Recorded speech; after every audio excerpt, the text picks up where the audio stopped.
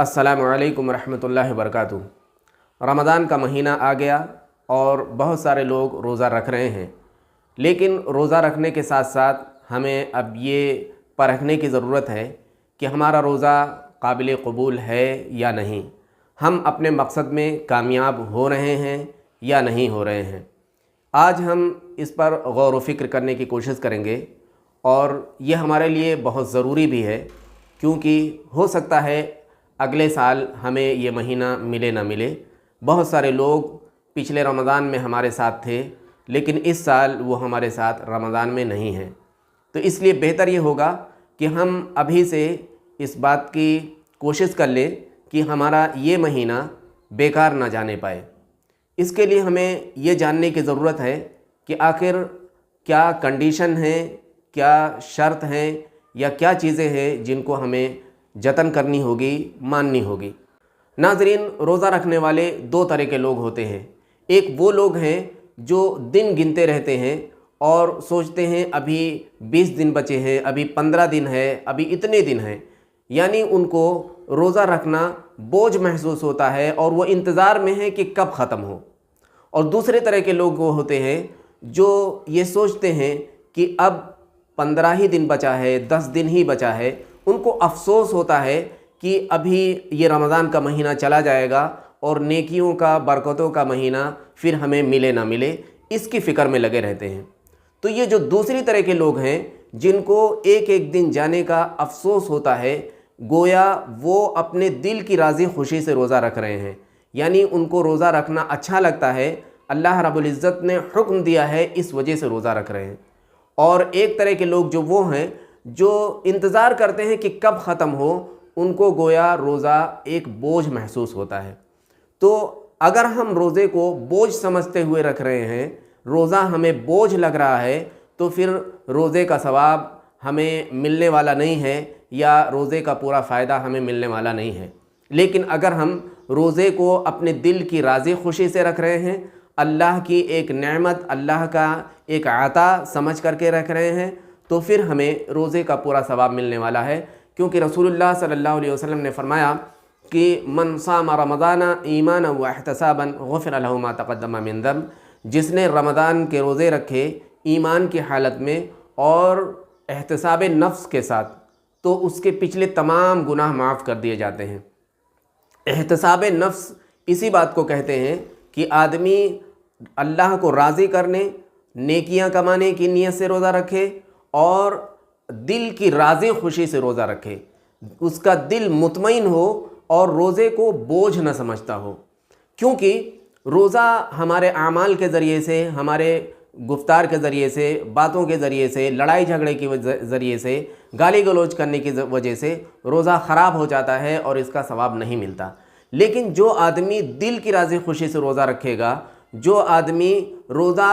अपनी खुशी से रखेगा, अल्लाह को राज़ी करने के लिए रोज़ा रखेगा, वो अपने रोज़े की हिफाजत भी करेगा, वो अपने रोज़े को ख़राब नहीं होने देगा। और जैसे ही उसके सामने लड़ाई झगड़े की बात होगी, जैसे ही उसके सामने कोई गाली गलौज करेगा, तो वो रोज़े को ढाल बना लेगा और अपने आप को लड़ाई झगड़े से और गलत व्यवहार करने से, गलत गुफ्तगू करने से अपने आप को बचा लेगा। लेकिन वहीं वो शख्स जो इंतज़ार में रहता है कि रोज़े का महीना कब ख़त्म हो, गिनती कब ख़त्म हो और मुझे रोज़ा रखने से, भूख प्यास रहने से मुझे छुटकारा मिल जाए, तो वो इस रोज़े को की हिफाजत करने का एहतमाम उससे नहीं हो पाता है। अगर कोई लड़ाई झगड़ा करता है तो वो जैसे को तैसा करने लगता है, फिर इसकी वजह से उसका रोज़ा ख़राब भी हो सकता है।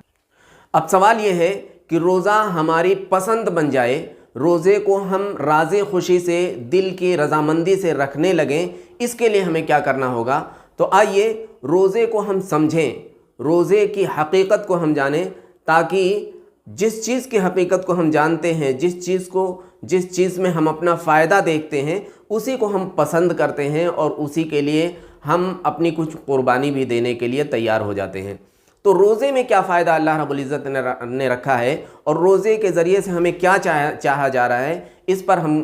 कुछ गुफ्तगू कर लें। और तक़वा हासिल करने के लिए रोज़ा क्यों ज़रूरी है। दरअसल इंसान एक ऐसा जानदार है जिसको अल्लाह ने अक्ल व शऊर से नवाजा है। वो अच्छाइयाँ भी करता है और बुराइयाँ भी करता है। ایک طرح سے دیکھا جائے تو اللہ نے اس کے اندر دو طرح کی خصلت رکھی ہے، ایک حیوانی خصلت جس کی وجہ سے وہ کھانا پینا کھاتا پیتا ہے، نفسانی خواہشات رکھتا ہے اور اپنی نسل کو آگے بڑھاتا ہے، اور دوسری ہے ملکوتی خصلت جس کی وجہ سے وہ نیک کام کرتا ہے، اللہ کی عبادت بھی کرتا ہے اور لوگوں کی بھلائی کرتا رہتا ہے، برائیوں سے بچتا رہتا ہے۔ جو حیوانی خصلت ہوتی ہے اکثر برائیاں اسی حیوانی خصلت کی وجہ سے ہی ہوتی ہیں، اس کے پیٹ کی وجہ سے، اس کے شرمگاہ کی وجہ سے بہت ساری برائیاں سرزد ہوتی ہیں۔ یعنی یہ کہا جائے کہ حیوانی خصلت کی وجہ سے ہی آدمی فتنے میں پڑتا ہے اور برائیاں کرتا ہے۔ اسی وجہ سے اللہ رب العزت نے روزے کی حالت میں صبح سے لے کر کے شام تک حیوانی خصلت جتنی تھی، چاہے اس کا کھانا پینا لے لیا جائے، اس کی شرمگاہ کی ضروریات کو لے لیا جائے اور اس کو لوگوں کو گالی گلوچ کرنا ہو، یہ ساری چیزیں اللہ رب العزت نے منع کر دیا کہ تمہیں روک دینا ہے، چھوڑ دینا ہے۔ اور جتنی ملکوتی خصلت ہوتی ہے، جیسے قرآن کی تلاوت کرنا ہو، نماز پڑھنا ہو اور دین کی باتیں کرنا ہو، یہ ساری چیزوں کو بڑھاوا دیا گیا۔ یعنی ایک ٹائم پیریڈ تک حیوانی خصلت کو منع کیا گیا ہے تاکہ جو تقوی حاصل کرنے کی ٹریننگ دی جا رہی ہے اس کو آسانی سے بندہ حاصل کر لے جائے، اس میں اسے کوئی رکاوٹ، کوئی دقت نہ ہو۔ جیسے میں آپ کو پڑھانے کے لیے بلاؤں اور کہہ دوں کہ آپ کو 1 گھنٹہ پڑھنا ہے اور اس 1 گھنٹے میں موبائل سے دور رہنا ہے، آپ کو کسی سے بات نہیں کرنی ہے، کہیں میسیجنگ نہیں کرنی ہے، یہ سارے کنڈیشن میں لگا دوں، تاکہ وہ اس لیے کیا جاتا ہے تاکہ آپ کا پورا کنسنٹریشن آپ کی پڑھائی پہ رہے، آپ سمجھ جائیں آسانی سے۔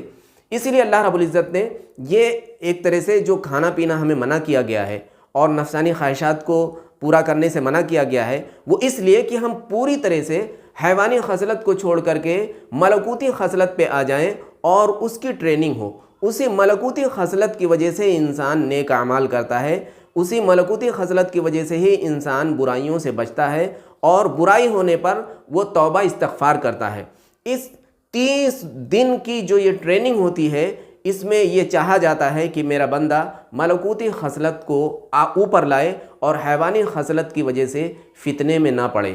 تو یہ روزہ ہمارے لیے کوئی بوجھ نہیں ہے، ہمارے لیے کوئی پنشمنٹ نہیں ہے، یہ ہمارے لیے ایک تحفہ ہے جس کو اللہ رب العزت نے ایک ٹریننگ کیمپ کی طرح ہمیں دیا ہے۔ ہم اس میں اپنے آپ کو ڈال دیں اور تھوڑی سی محنت کر دیں اور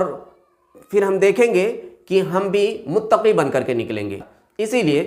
ہمیں جو بھی شرطیں، جو بھی کنڈیشن روزے کی حالت میں دی گئی ہیں، ان کو ہم اپنائیں اور اس کو اپنے لیے ایک اللہ کی طرف سے